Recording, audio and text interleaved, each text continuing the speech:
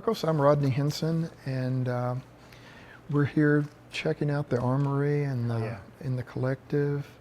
Could you tell me a little bit about yourself? Yeah, so my name is Marcos Aviña. I'm actually didn't start here as an artist at all. I went to school for mathematical physics, got a cool degree that's kind of useless. But in the process, I got involved with a bunch of artists, and that's how I've landed here. Okay. Are you from the Greely area?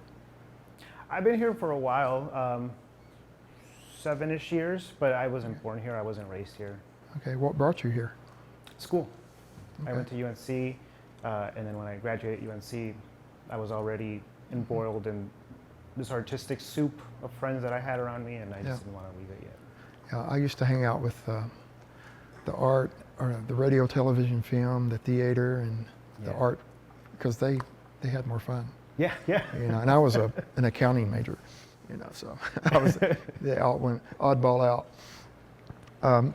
Could you tell me a little bit about the BlackBox collective? Yeah. So we're a collective of artists, as you might guess from the name. And it's just a bunch of people that are passionate about making art, that don't have a good venue to express that art. And we all just got together and we're helping each other out to get our art out.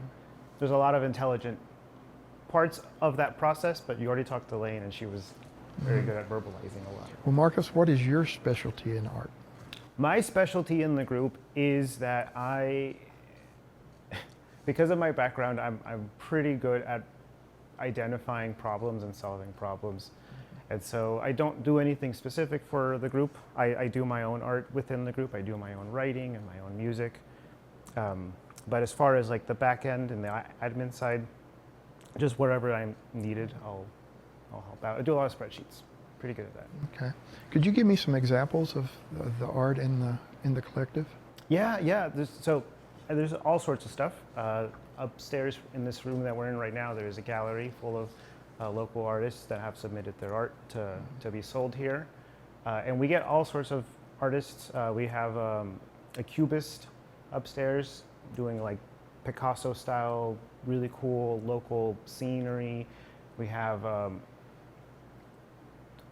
tattoo artists. We have my wife is one of the artists here, and she does really beautiful paintings of clouds, and they're so simple, but you look at them and there's so much meaning inside of them. And that's just the visual art. As far as like, we have writers, we have musicians, all sorts of stuff, but yeah.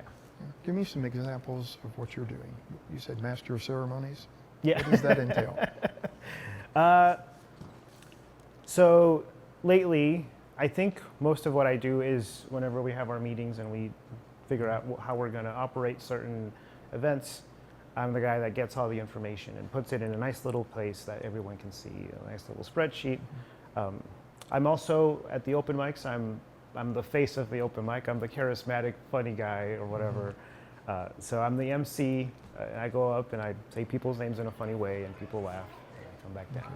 How long have you been doing that, the MC? For quite a while. When we started the open mics, there wasn't such a need for an MC or someone to go up and announce, because I think Lane did most of that, but it was very informal because it was just like 11 of us.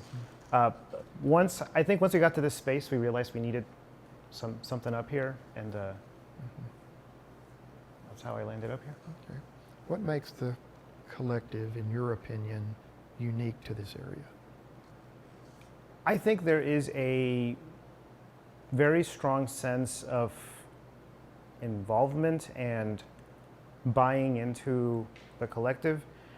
In my experience, when I've been around a bunch of people and we're all doing something similar, there's always this like layer of cynicism around it, because we live in a world where things are very broken. And let's say you're out there, you're canvassing for a politician you really care about. There's this bubble of cynicism about the whole system, and whether it's politics or business or whatever it is. What I have found about the group of people in this collective is that everyone is bought in and earnestly trying their best to be a part of the community here, and that's what drives me to be a part of this community too. It feels like a space where people are trying to be good because they care about their community. And that's not something I see very often. Could you give me a comparison between the first open mics and the more recent ones? Yeah. So that first one, I was at the Midnight Oil bookstore. It was a little janky. We had a small little speaker that was brought up and a little microphone, and people went up to present their poetry. But there was within the group, there was not a lot of experience in public speaking. And so you could tell some people would go up and say their poem and it was a little rough, and that's okay. Yeah. But then as it kept growing, people kept showing up, and there were people that showed up towards the beginning couple months, and they would go up and do a little stand-up routine, and it was just rough because it was their first time speaking in public. But through this repetitive process that we've kept doing, now the current open mics are a whole production. We have a whole stage, we have lighting, all that kind of stuff. But also, what I think is interesting is that because there's a space for people to consistently practice their poetry or their art or their comedy or whatever it is, you see those same people from those first couple weeks come up, and they're just like, some of the comedians are just really funny people, and because they had that space. Hello, you heathens, half-wits, and heretics. How are we doing tonight? That's great. That's great to hear. And goes out just like, 21 years older than me, my brother. Ask me how that is later. have a great night, people. Well, you answered my next question. Oh. All right. For people that don't live in the Greely area, but not too far, what would you like them to know about the Armory and the collective? I think there's this idea that if you want to be around a cool artistic culture, you need to be in a more metropolitan area. You need to be further away from cows.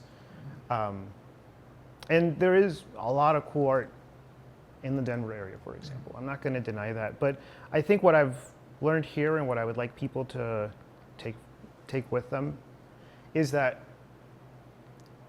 in order to make a scene happen, you just need to make it happen. So if you're in a space where you're the only one that you feel like you're the only one that's into this specific style of music or this artistic movement, or you don't have a place to share your poetry, the only way to make that space real is by making it real, finding friends, talking to them, sharing your art with them, having them share your art with you. Exactly. You build it, they'll come. Yeah, kind of. Yeah. All right. Is there anything you'd like to add that we haven't discussed? No, I just want to emphasize that what I really care about in this space, in this community, in this open mic that we have, is this sense of community that is very strong and very earnest. And so I just want to really emphasize how important that is and how unique that is, because you don't realize how much cynicism is out there until you're away from it. It's really refreshing. I really encourage people to find or make a space that's very similar, or if you can't, to come and hang out with us. Cool. I'll be coming back. Heck yeah. I'm going to check some of the lattes out over there.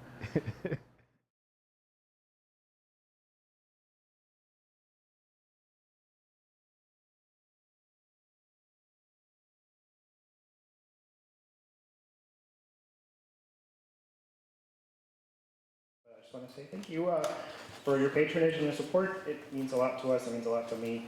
A lot of work goes into everything we do, and the fact that you guys keep